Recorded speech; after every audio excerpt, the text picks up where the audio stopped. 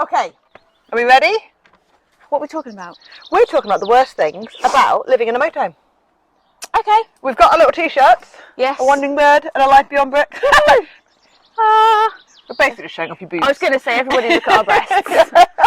Sorry. Hi, I'm Kat from Wandering Bird, where we try and help you make the most of your motorhome and camper van. Today I'm joined by the lovely Tash from Life Beyond Bricks. Hello. And we are going to talk about the worst things about living in a motorhome. We have been living in our van since lockdown now for the last 6 weeks, 7 weeks, on full-time, non-stop, totally in the van. And you, young lady, have been in your van full-time, non-stop since... March 2019, so just over 2 years now. Has it really been that long? Yeah. That's terrifying. Yeah, yeah, it's quite scary. Wow. Yeah. Yeah. Sold our house. Yep. Moved into a van. Yep. Didn't look back. No, had an epic time. Yes.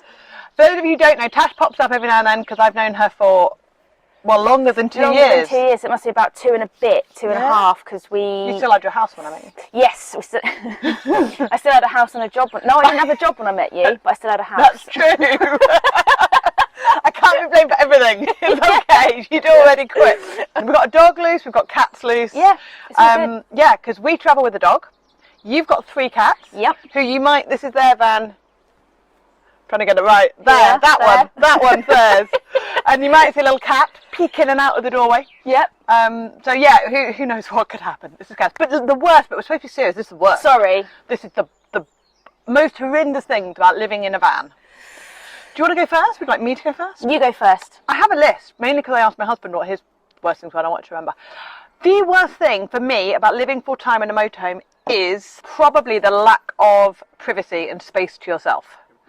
Because they're just always there, all the time, all the time. Like even now we're filming this outside because he's inside and he's working and he's on, if you can hear gravel and stones going, just ignore it. But he's on the phone, so I'm having to be outside because he's got to work. And yeah, in a house that was a lot easier to manage because there were doors and locks and space. Yeah, that's probably the biggest thing we're struggling with from our point of view because we work from the road as we travel. Go in the evening and stuff, it's fine. On weekends, not a problem at all. How about you? What's your worst thing? Do you know what? I don't know because I didn't know what we were talking about, so I don't have a list because I didn't prepare. No, but that's fine. Off the cuff. Go off the cuff. So, John, what's your worst thing about living in the motorhome? John's coming into shot any second now. There he is. There he is. Go on then, John. Worst thing about living in a van. Living in a motorhome. Wow, see, this is the thing, because we're probably biased because we've done all the, get all the kinks out, if you know what I mean. So when you first moved in, can you remember all those 2 years Do you know ago? what, I think the worst thing at first was, in terms of moving from a house, was not knowing what you would need, therefore you brought everything with you, and then all of a sudden you were like, we've got no storage space, and then once you start going into payload and you realise that you don't have any. So that was tough. I guess one of the worst things is probably just maybe not having a constant water supply and a flushing toilet. Yeah. But it's a bit... You learn to manage it, so I wouldn't say it's a work. But it's a trade-off, isn't it? Yeah. And other things that I'm struggling with living in a van a long time are storage is a big one. Yep. Because, especially because I don't think we planned particularly to be in the van for this long. We only came over for a couple of weeks and we just keep extending how long we're here for. But initially things were in weird places and stuff that you wanted more frequently were in a cupboard underneath, and you had to go get, and yeah, it was just faff. Yeah, I would second that on the storage front. Yeah. Because you have some things that you don't use all the time, but you kind of need to have them hanging around. Yeah.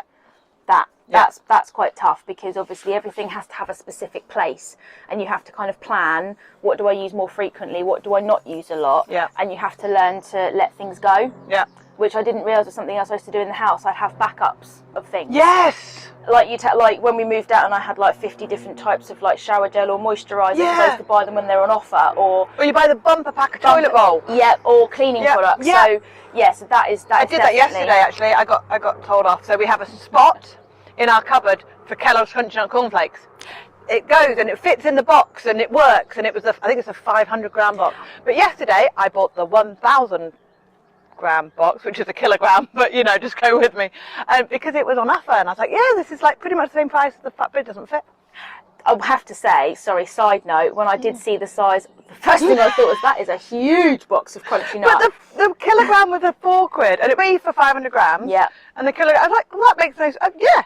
But I hadn't considered the storage. This is one thing I would say is a trade-off. From a cost perspective, things tend to be cheaper in bulk or in bigger packs, and you can't do that in a van. So that's probably one thing I would say, actually. That is a bit of a pain. You have to kind of go for the smaller, which tends to be more expensive because it's more convenient. Yeah.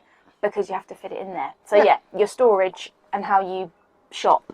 Yes. Definitely. Another thing which is difficult on this one because we've lived on a boat for so long, so we got used to managing it, but laundry, having been used to a house now for the last however long we were in lockdown for, a year and a bit, going back to, we need to find a laundrette, especially on beautiful camps like this where there's not a lot of facilities, which is great. Yeah. But then we've got to find a laundrette. And I'd forgotten that is just takes a few hours. It's not the end of the world, but trying to get a motorhome into a place where there's a laundrette, especially in the UK. Europe's easy because I have them at supermarkets and stuff. Dead straightforward. The UK is less convenient. Yeah, again, I would go for that because sometimes a whole day will be planned looking on Google, looking for a laundrette, or all those Morrison's ones that are outside. They're wicked because obviously normally they have them in Morrison's.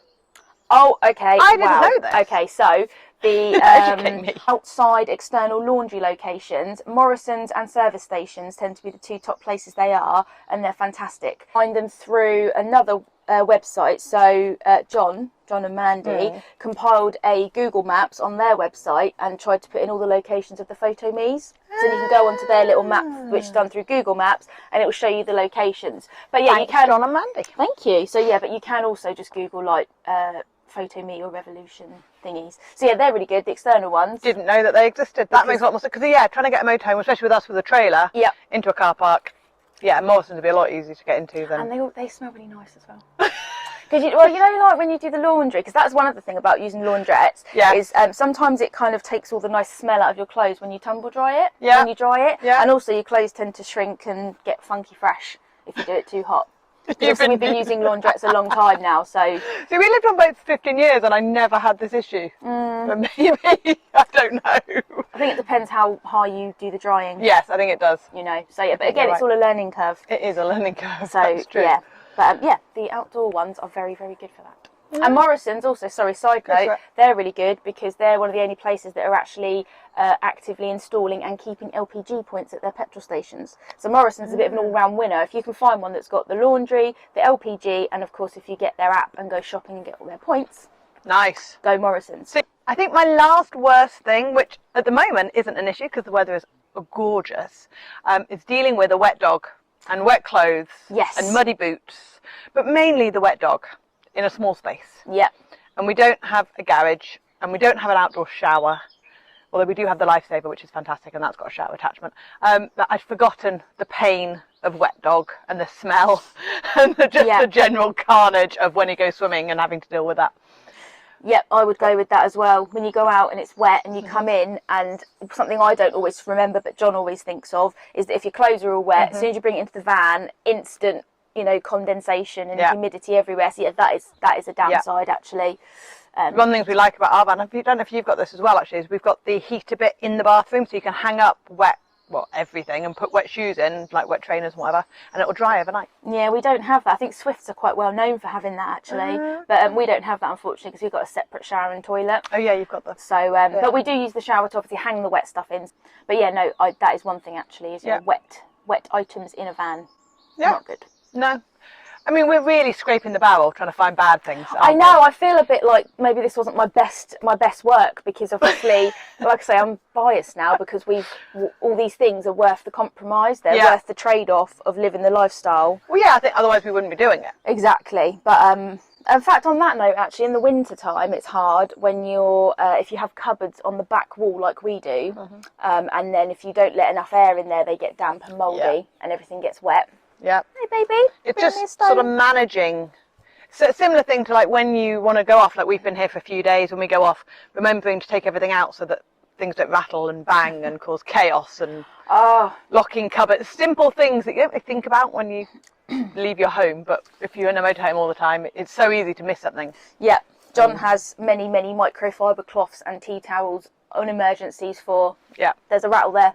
And taking the shelf out the oven and out of the microwave, the little plate thing, and remembering all this stuff. So actually, I've got a pre-trip departure checklist. Try saying that 3 times really quick, because you can't. Pre-trip departure checklist. I've only once, but we'll take it. We'll take it.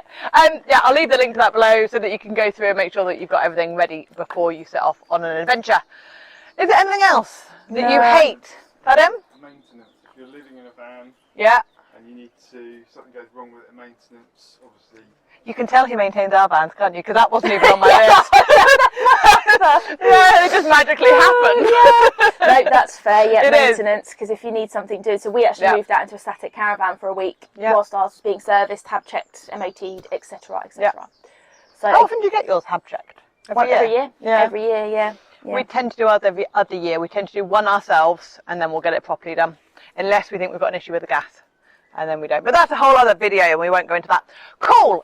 If you've got any worst bits, if you spend a lot of time in a motorhome or a van, anything that you're worried about, by all means drop a comment below and we'll do our best to answer it for you. You can follow Tash on Life Beyond Bricks. You can follow us at Wandering Bird. If you're not already a subscriber, we'd love to have you and share more tips with you. And I think that's about it. Thanks for your time. I'll see you on the next video. Bye.